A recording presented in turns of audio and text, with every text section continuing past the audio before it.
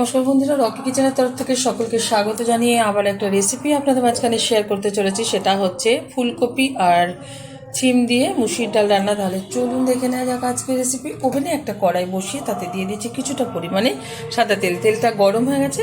তেলের মধ্যে এখন দিয়ে দেব এই যে শুকনো লঙ্কা একটা আর কিছুটা গোটা জিরে। ভালোভাবে ফোড়নটা ভেজে নেব।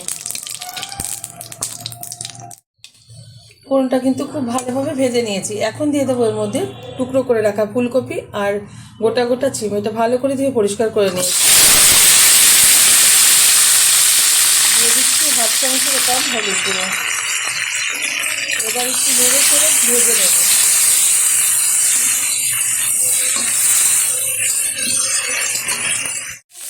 এখন নিয়ে দেবো পরিমাণ মতো লবণ। খুব যতটা ডাল সেই অনুযায়ী কিন্তু লবণটা ব্যবহার করলাম। আর লবণটা দেওয়ার রেখেছি একটাই কারণ, সেটা হচ্ছে খুব ভালোভাবে ফুলকপি আর ছিমের মধ্যে লবণটা দিতে যাবে, ভালো লাগবে খেতে। দিয়ে দিচ্ছি স্বাদ মতো চিনি। যেহেতু সবজি ব্যবহার করছি একটু পাঞ্চে ভাব থাকবে, সেই কারণে চিনিটা ব্যবহার করলাম।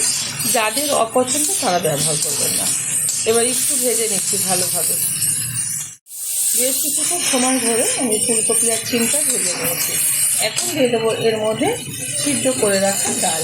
আমি কড়াইয়ের মধ্যে আগে থেকে সিদ্ধ করে নিচ্ছি পরিমাণ মতো জল দিয়ে। এবার ঢেলে দিচ্ছি।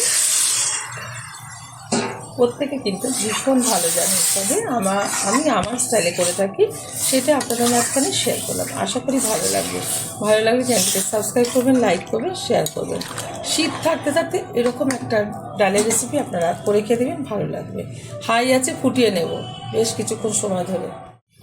ডালটা কিন্তু 5 মিনিট ধরে হাই আছে আমি ফুটিয়ে নিয়েছি। খুব সুন্দরভাবে কিন্তু ফুলকপি আর এই ছিমটা সিদ্ধ হয়ে গেছে। এখন দিয়ে দেবের মধ্যে কুচিয়ে রাখা কিছুটা ধনেপাতা। ফ্লেভারটা ভীষণ ভালো আসবে, খেতেও ভালো লাগবে। যেহেতু এখন শীতকাল, ধনেপাতার ফ্লেভারটাই আলাদা। যেই সিজনে যেটা হয় তার কিন্তু সৌন্দর্যটাই আলাদা। তো যাই হোক, এখন হয়ে গেছে ডালটা।